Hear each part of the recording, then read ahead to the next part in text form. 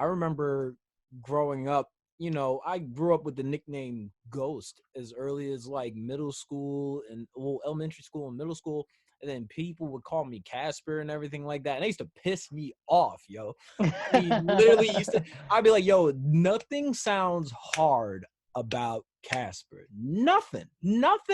And because you think of Casper is like this dopey ghost that like is scared of his own shadow. I don't know if ghosts have shadows, but he was scared of his own shadow. Like it was just awful. And I'm like, yo, what? Stop calling me that. Like I hated it. But when I got saved, before I got saved, I used to call myself J Ghost. And when I adopted my name as Kid Casper, KID and Kid Casper stands for King in Development, and Casper is homage to my childhood. And it's funny how you just said that you were like, bro, I would hate if somebody called me GlassMan. And I remember when I was younger, yo, I used to hate when people called me Casper, yo. But now it's like I answer to that than I do Jordan nowadays, which is funny. So that's funny. It's funny, but it's just how it works out sometimes. Like, yeah. Definitely. And if you think about it, I never really left the paranormal because I'm still hanging out with the ghosts. I mean, that's very true. I was waiting for that. I was waiting to say that.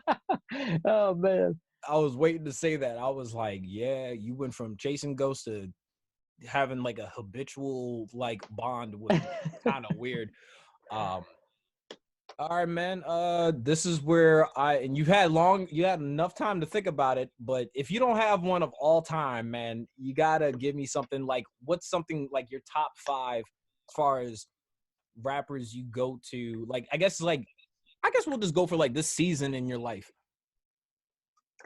Well, this season in my life, I've been listening to a lot of different stuff lately. Believe it or not, I've actually been listening to a lot more Afrobeat than hip hop, like in the past couple months, just because there's like so many crazy vibes. But I'd never listen to Afrobeats, like never. Dude, it's there's some wild stuff out there. I don't even know what some of these dudes are saying. Like they're speaking their native language. But I'm like, I don't even care what this man's saying. Like he could say whatever he wants, and I'm dancing. But yeah, I've been listening to a lot of stuff lately. I just went through 2 of my favorite rappers, which would be Jay-Z and Kendrick. I went through their entire catalogs actually this past week, which is crazy. That's a lot of albums just for Jay-Z alone. Yes. I'm actually going back through Jay-Z's again because some of it was kind of like listening background music, while I was either working or driving.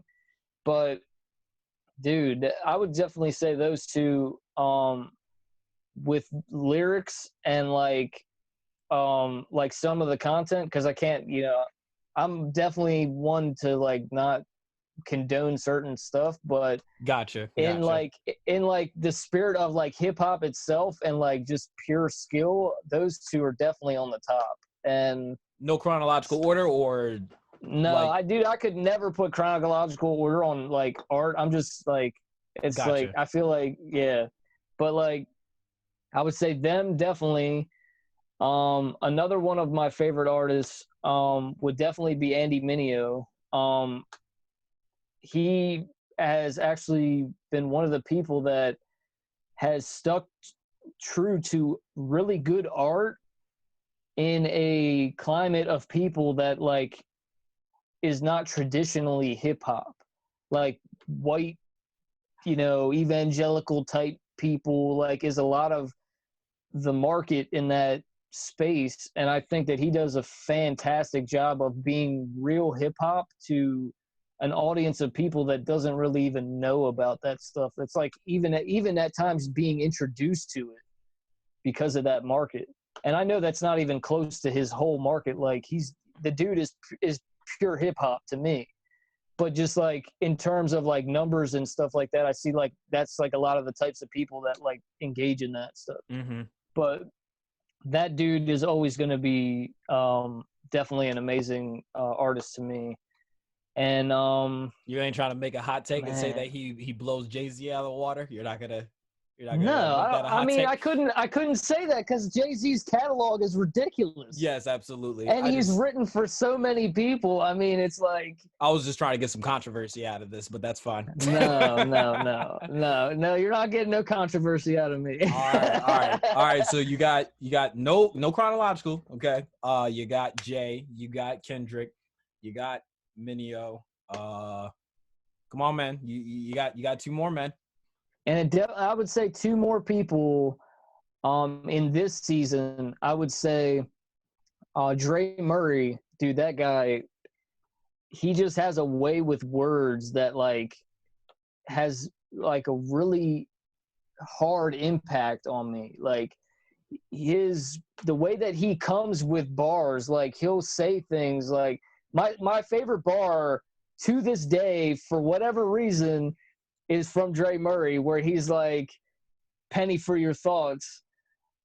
You know, I heard Lincoln had his back turned. Like, you know, he's like talking about like Lincoln on the penny. Like, I'm like, yo, I probably just like botched that verse just now, but like, yo, that like, cause like I'm in the moment, but like that verse, like the way that he comes off of that, like just rolled perfect. And then actually the song that he was on by the other artist, who is like, people don't realize how ridiculous this guy is with wordplay, would be Say La the Corner. Yes. Dude, that guy straight up, man. Like he has bars like on top of bars. Like I've literally had to go back and rewind a song and be like, what? Did he just like put 5 freaking word plays on the same word like within like a bar? I'm like, jeez. So yeah, that dude would definitely be up there with them. So that's your that's your top 5 in this season. No chronological order. yeah, I've never chronological order. All right. Yo, I was trying. I was like, yo, I need numbers. I was oh man. But you know what? Hey, maybe more people will listen to Minio now. Who will see? So we're both kind of in this space. And you touch base on it with Andy Minio. And you were saying that he kind of doesn't mold himself to this white I think you said white evangelical space. I think that's what you said. Yeah. So in the culture we're talking about is Christian hip hop, and not that there's like a mold. I don't like when people, and you probably, you know, as GlassMan, you always say, don't put me in a box. One of my favorite bars is don't put me in a box unless you fit me for a casket. Hip hop has just never been good to being boxed in. Like, I don't know what it is. But we somehow, and I can't say we, because I came into this at 19. No, I can't even say that. I was wild. I ain't coming to this, bro. I'm telling you, man. Music I used to make, like, completely 2 different people, bro. Like, that's why I had to change my name to let people know. It was like Saul to Paul. I had to change my name, bro. But I'm serious. Like, I know. That's why I'm laughing. it's like it was really, really real. Ooh, thank you, Jesus. But when you talk about like Minio, how he doesn't like come to like I guess like the sound, he doesn't like target his marketplace, if that makes sense. Yeah, I don't know if you necessarily found like your lane per se, or like your marketing space, or have you noticed it just yet. But how do you feel as an individual artist, like as far as like what your market is, how much that like dictates like your art? I mean, for me, I'm not really, I'm not popping or anything like that, so I don't Not have yet. to think about those things. Yeah, You got beats with Poetics. Stop humbling yourself. but You got beats with Poetics. Shout out to Poetics, by the way. Yeah, shout out Poetics. But I don't. Yeah, I don't think about that stuff yet, so I don't have to worry about that yet, because I could see how that could influence your art, especially if it's a paycheck that you're now relying on. But I don't think that I want to ever even engage that type of mindset because that's not why I do it. Like, and that's not what I do it for. I do it more for myself than anybody else. And I'm just making what's therapeutic and what's like, good for myself. If other people rock with it, that's what's up. Like, I appreciate it and, I'm grateful, but I'm not like out here trying to like target a specific group of people and only make that type of music or something. Like, I listen to everything and I make all kinds of weird stuff that, it's just not in a box. It literally could never be. Like, I literally sampled Korn records. Like, I sample old gospel records. I You're make my stepping in own my bag a little sound. bit.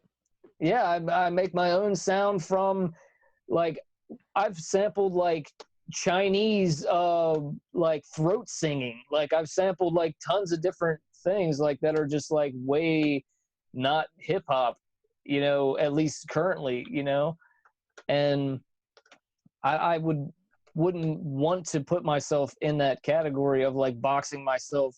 Like, I would never want a title of Christian rapper, not to say that I'm not a Christian and a rapper. Like, people have had that debate forever, as far as I know, because, it is a discussion to be had, I guess, but I don't care about those things. Like, I stick to my beliefs. I stick to the things that I honor and believe and, all that, whatever. But I'm going to make what I want to make. And yeah, I mean, at the end of the day, nobody else's opinion is what is going to make me satisfied. Like, I'm relying on my skill and my skill set and, my thoughts, my actual pain and suffering and my joy and stuff that I go through to make this art, not like some guy like out there be like, oh, I don't like that, you're appropriating culture. It's like, no, actually, I just love hip hop, so you should chill, bro. Like, That's the one thing, and I keep saying it, I'm gonna say this until I die, but I feel like, honestly, I feel like hip hop gives me a lot of hope that eventually the climate of this country will be okay. You know what I mean? Just because of like hip hop, literally, it's like you can't have hip hop without having other cultures like coming into play. Um, yeah, you talk about Chinese throat singing, Afro beats, corn. You're talking about three different like demographics, and it's coming together, but it's to a different beat and everything like that. And I get that, but I've always loved that about hip hop because it's like, for me, like, yeah, I get it. It's like, it's absolutely like it derived from the African American culture. Um, yeah, but definitely. I think for me, it's I feel like it's a trailblazer for diversity in a lot of ways. Um, just because it's like you can, like, one thing I always tell you and other people that have like asked me for advice as far as making beats. I'm like, dude, there's no right or wrong way to make it. As long as you put what you heard in your head down the best of your ability, that to me is a good producer. And just getting to hear other people's fingerprints through music, I've always loved that. You know what I mean? I don't really like that people try to sound like other people. It's cool, you try to you dabble in different styles, but everybody has a fingerprint, you know what I mean? Like a musical fingerprint. And I just want people to embrace that fingerprint, you know what I mean? Because like we need people to show who they are, and people need to be exposed to different fingerprints, because I feel like and this is just me, like I've had dreams about this, but like I've had dreams of like, and I be doing shows where I have a whole bunch of different people come in with different nationalities and everything, Christians, non-Christians. I just think that's beautiful. You know what I mean?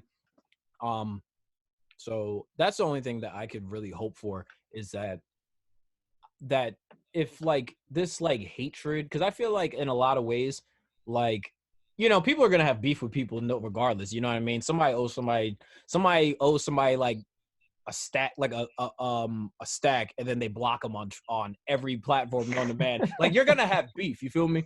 But Yeah, I feel like I feel like if you just have ill will towards your brother or your sister just because their pigmentation is just trash, like, and agreed. that goes for literally everybody. You know what I mean? Even Like pigmentation or ethnicity or whatever, because like even in my family, bro, I had like not even having to do with skin color, but like my great grandmother on my grandfather's side, when when my grandfather passed away, wouldn't help my grandmother because she was German, like, and she was French. Like, she literally had such disdain for her because she was German that she refused to help her or the kids because she was German. Like, like that is whack. That's yeah, whack. Like, it in any sphere, if you pick somebody over something else purely based off of something that is so menial, like if you're like, all right, this dude takes ibuprofen, I ain't having it. Like, you're like, okay, so you what? want me to take Tylenol? You want me You to take lost me. Tylenol?